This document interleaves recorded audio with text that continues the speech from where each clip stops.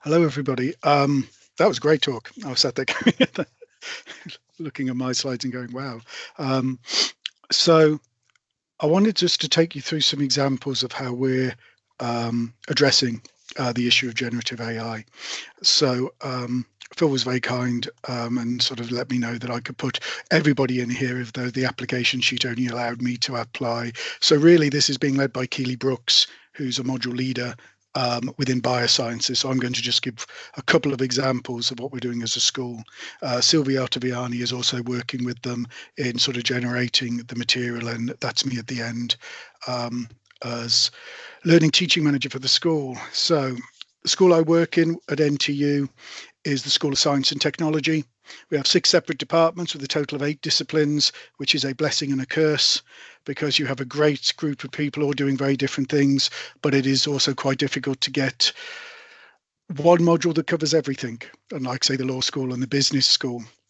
So during last year, we took the approach within the school of looking at generative AI in 3 separate aspects: curriculum, employability, and academic integrity. While I'm going to focus on curriculum, I'm just going to spend a couple of moments talking about the other 2. I absolutely agree with the previous speaker around academic integrity.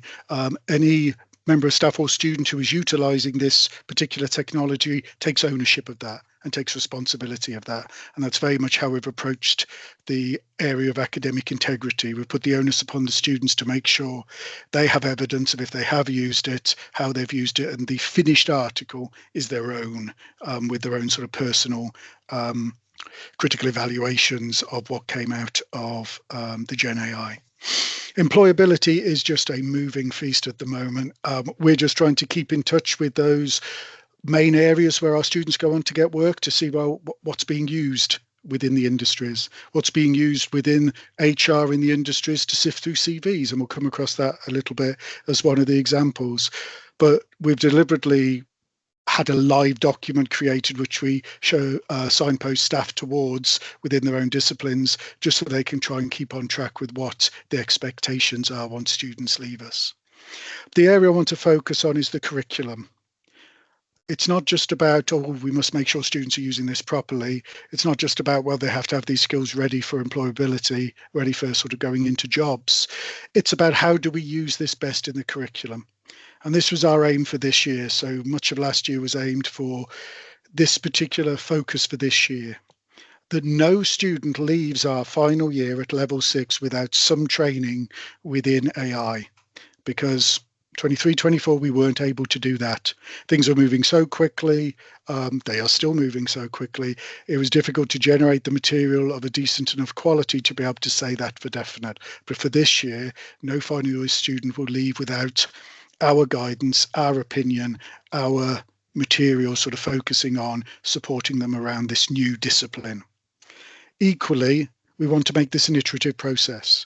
We want to make sure that no student leaves without any training, but we do want to make it something that is blended in from the start of their journey, and no doubt becomes a graduate attribute by the time, a few years' time, that'll be something that we'll be looking at measuring. So that's what I want to look at today.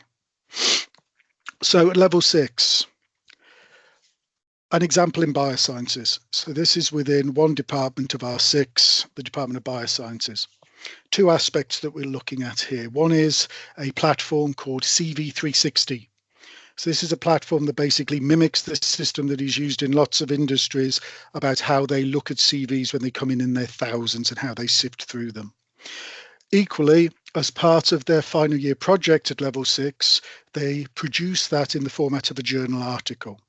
So both of these are linked to pieces of assessment, whether it's a synoptic collection of evidence that they aim towards a particular job, which they choose, part of which is their CV, or whether it's about their actual article that they're producing based on the research they're doing in their final year. So we wanted to make sure that all final year bioscience students know the benefits and the downfalls and the limitations of generative AI. It should be pointed out that at our university, we use Copilot. It's the one that we recommend all students to use because we recognize sort of digital poverty can be a thing. If you're going to, regardless of sort of the protecting what material is put in that some of the generative AIs don't have. So we are promoting Microsoft Copilot. This isn't an advert for them. It's the one that university already had to deal with. So it's the one that we make sure all assessments can be done using that system, and there is no advantage to using others. So for CV360, the students produce, in previous years, they produced a CV as part of this application for a job. As part of it for this year, they take their CV and they put it through this platform called CV360. Now, this is paid for by the university. It's a commercial platform, but it's protected. It's entirely protected. So we discuss that when we're talking about this generative AI. It is a generative AI, but the material will not go outside of the university, and it basically will go through your CV and make suggestions, whether it's according to the structure of it or whether it's according to current practices within industry, and try and make improvements to it.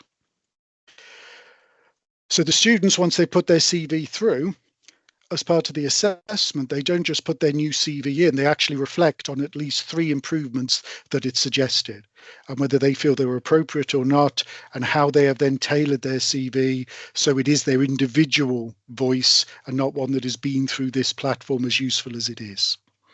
So we've already had a session on this working with employability, and we're able to, so a team session, we're able to students actually put their CVs through this system live and record the percentages they were getting and the type of guidance they were getting. This has all been recorded so people can refer back to it. I know I put my CV through, which was created for an IBMS accreditation, so it was very different from a standard CV, and proudly got a 55% on how good it was, and a number of recommendations, including things like, if you had not saved your CV in the last month, it may be rejected from some industries because they would consider it to be too old. And it's things like that that this is part of raising the awareness of students, not just how they can use Gen AI, but also how they can recognize that the people making decisions about whether they get a job or not are also using AI. So if it means that they just save it as a new name or make a slight change to their CV, that means they will not be kicked out of the first round of iterative decisions about whether they're going to get an interview. So it's things like that that they need to be aware of. It may seem unfair, but they need to know that that's what they need to do to be able to be competitive within the industries.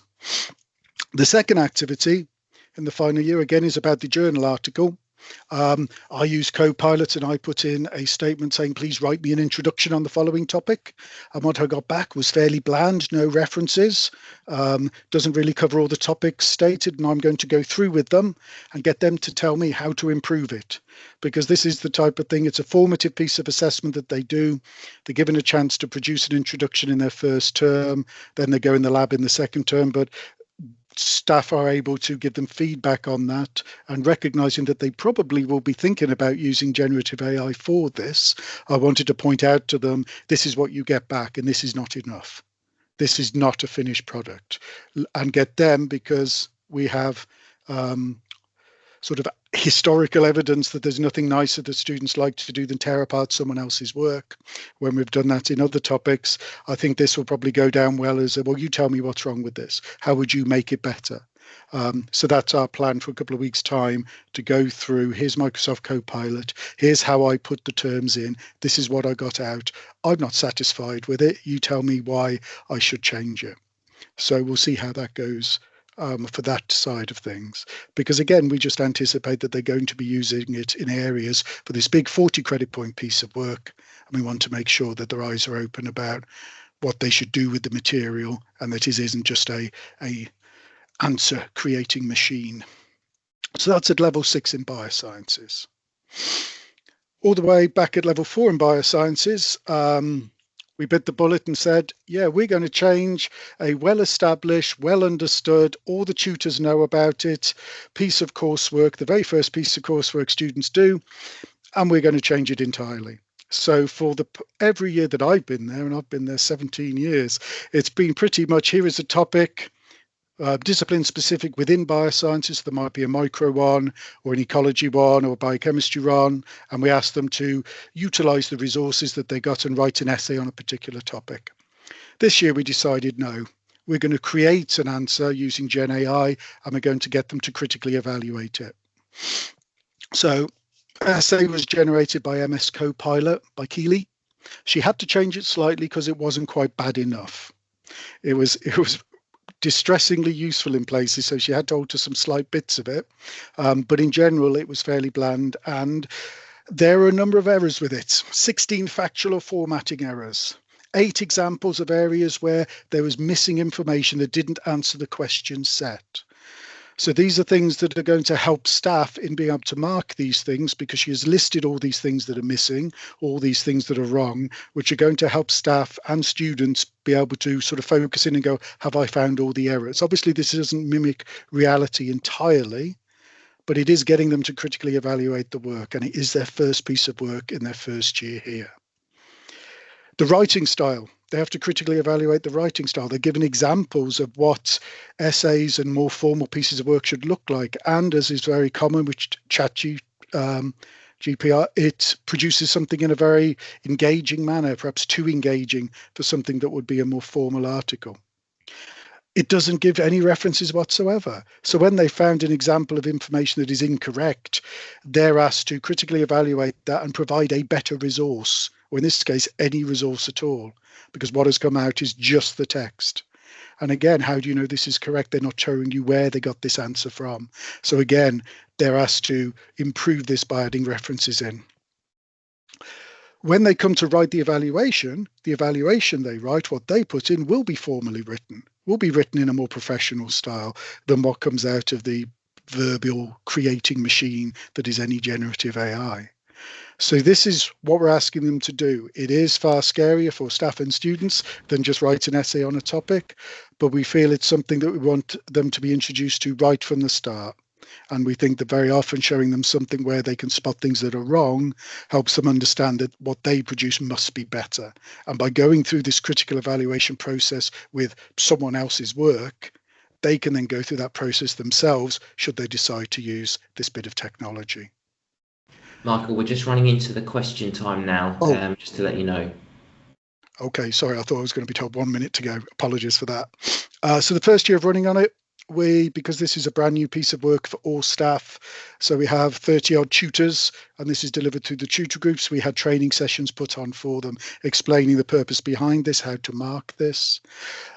We always give a full marking scheme. When I put that up, I thought that looks like we don't put a full marking scheme up all the time, but it's far more detailed. We wouldn't normally put these are all the errors, but because we recognise this is a new piece of work for staff, we want to support them in marking it.